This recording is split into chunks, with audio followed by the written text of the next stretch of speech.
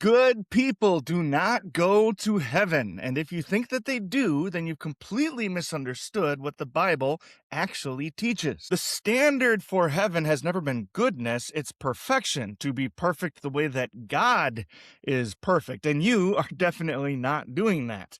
Neither am I.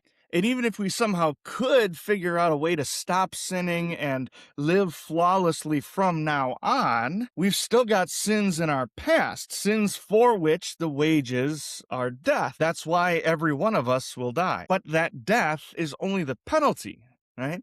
It doesn't even begin to pay the debt that we owe for all those sins that we have in our past. It's just the punishment for those sins.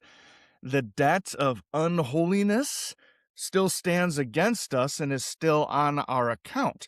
And we can't pay off that debt by being good either, because being good, being holy, is just the baseline. It's what's expected of us. You'd have to find something more. But what could we ever do that's more than perfection? It's an impossible and terrifying situation that we find ourselves in. But it's also not the end of the story, because we have a Savior who never sinned once and therefore did not deserve to die, and yet chose to do so anyway.